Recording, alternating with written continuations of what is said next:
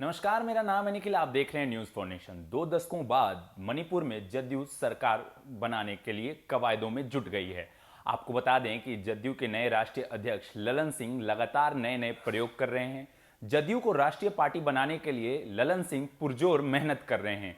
इसी कड़ी में मणिपुर में सरकार बनाने के लिए जदयू पूरी तरीके से जुट चुकी है। आपको बता दें कि जदयू के राष्ट्रीय प्रधान महासचिव केसी त्यागी आज मणिपुर जाने वाले हैं। मणिपुर जाने से पहले उन्होंने कहा कि राज्य का जो वातावरण है, राज्य का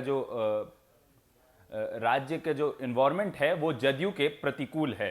केसी त्यागी ने कहा कि राज्य की जो परिस्थितियां हैं वो जदयू के अनुकूल है। क्या कुछ खबर है, विस्तार से बताते हैं। 2 दशक बाद जदयू एक बार फिर से मणिपुर में सरकार बनाने की कवायदों में जुट गया है। इसको लेकर वह गंभीर कोशिश करेगा। पार्टी के राष्ट्रीय प्रधान महासचिव केसी त्यागी ने कहा कि राज्य की परिस्थितियां जदयू के अनुकूल है। समाजवादी पृष्ठभूमि की पार्टियां में सिर्फ जदयू ही सक्रिय है। मालूम हो कि 2001 में मणिपुर में जदयू की पूर्ववर्ती समता पार्टी की सरकार बनी थी। राधा गोविंद कोइजाम मुख्यमंत्री बने थे। इसके बाद जदयू की सरकार वहां नहीं बन पाई है। त्यागी ने बताया कि वह और पार्टी के सांसद रामप्रीत मंडल गुरुवार को मणिपुर जा रहे हैं। पार्टी के राष्ट्रीय अध्यक्ष राजीव रंजन सिंह उर्फ ललन सिंह एवं राष्ट्रीय महासचिव आफाक अहमद भी जल्द ही मणिपुर जाकर कैंप करेंगे। उन्होंने कहा कि वहां फरवरी मार्च में विधानसभा चुनाव है। कोशिश होगी कि अगली सरकार जदयू की बने।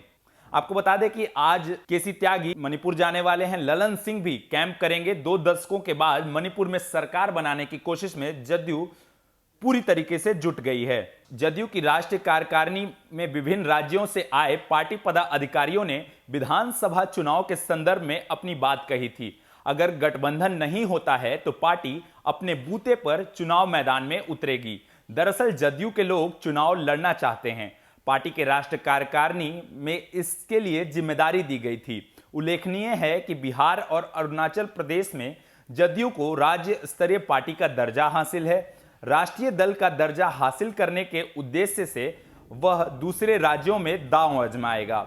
जैसा कि उसे प्रदेश प्रवक्ता बताते हैं कि गौरतलब है कि नीतीश कुमार से पहले जनता दल यूनाइटेड के राष्ट्रीय अध्यक्ष राजीव रंजन सिंह उर्फ ललन सिंह भी गठबंधन ना होने पर अकेले चुनाव लड़ने की बात कह चुके हैं। ललन ने कहा था कि मणिपुर और उत्तर प्रदेश में अगर एनडीए के सहयोगियों का साथ नहीं मिला तो हम अकेले ही चुनाव लड़ेंगे और चुनाव जीतेंगे भी। आपको बता दें कि अगले साल उत्तर प्रदेश और मणिपुर में विधानसभा का चुनाव होना है। बिहार में जनाधार वाले कई राजनीतिक दल उत्तर प्रदेश में अपने लिए गुंजाइश तलाश रहे हैं। इनमें जदयू के अलावा राष्ट्रीय जनतांत्रिक गठबंधन राजग में शामिल दूसरे घटक दल हिंदुस्तानी अवाम मोर्चा और विकासशील इंसान पार्टी भी है। जदयू के नए राष्ट्रीय अध्यक्ष ललन सिंह लगातार जदयू को राष्ट्रीय पार्टी बनाने की मेहनत में जुटे हुए हैं। ललन सिंह पुरजोर कोशिश कर रहे हैं कि जदयू राष्ट्रीय पार्टी बनकर उभरे।